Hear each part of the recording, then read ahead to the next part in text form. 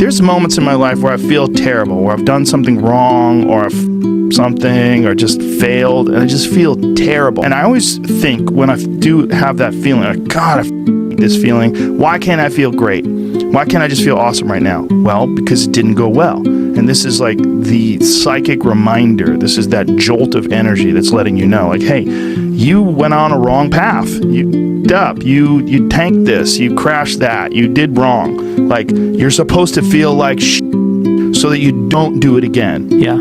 But conversely, when something good happens, when you help someone, when someone can't get their bag in the overhead because it's too heavy, and you help them and you hand it to them and they smile at you and you smile at them, you walk off the plane, you feel good. Mm-hmm. You feel good. You got to teach that too. Like, you have to remember that, and you have to go, why do I feel so good? Oh, I felt so good because I helped that lady. Yeah. You know, I felt so good because I said hi to that guy, and that guy said hi to me back, and we looked at each other and go, you know, made some niceties or whatever. Yeah. And that's part of the joy of life, right, is those friendly, fun, nice interactions with people. But when you got your shit in order, it's easier to have those experiences. When I don't have my shit in order and I've made mistakes, it's very hard for me to enjoy anything. I just go through the motions, and then I have that terrible feeling, but I have to hang out with my family and my kids. I just ride it out. I try to be real friendly and real sweet, but I don't feel good inside. I feel terrible. And I go, well, this is going to go away with contemplation, with understanding. This feeling's going to go away, but you got to ride it out. But for some people, man, they don't know what to do there. They don't know what that feeling is. They feel like this is their life. And then that feeling, if you don't conquer it, you get comfortable with it. You get used to it. You get used to failing.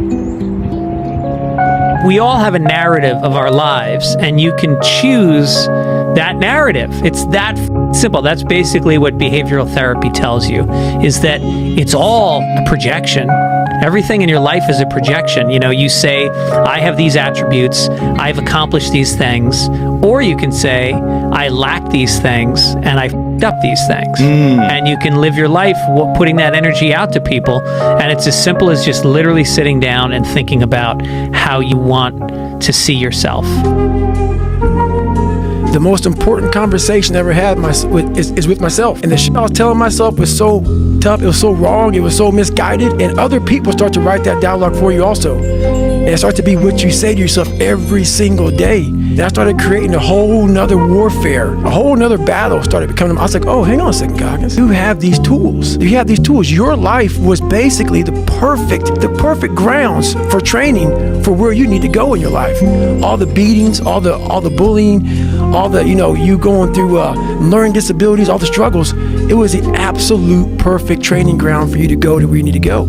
And that's how I started looking at my life versus woe is me, poopy pants, kick a rock down the street mentality. It was, you were training. For the first 18, 19, 20, you were training for this stuff, man. You had the advantage of everybody else versus, my God, they're so above me. They came from a great family. Mom and dad love them. They didn't struggle. No, man, your struggle is what made you who you are now. I started being a master of what I was scared of. I was scared of my mind. And I became literally a master of that mind. And that's what from now on, it sets me apart from most people. I stopped caring about people, that what they thought, being judged. Wow, if I say this, if I started right now, are you gonna make fun of me? I stopped caring about that. And that's when my life started really changing for me. I struggled my whole life, but I ran from it. So I started realizing, man, I gotta start facing the struggle, and I gotta be mentally strong for the struggle. So that's why I started coming up with I'm training for life. Mentally, I'm training for life. I'm not training for to lift 400 pounds. And I found out on my own pretty much, is that through discipline, through self-discipline, through repetition, through tons of repetition of the same thing that you don't want to do, you develop armor for your mind. You start to armor your mind, because your mind's like, okay, we suffer every day.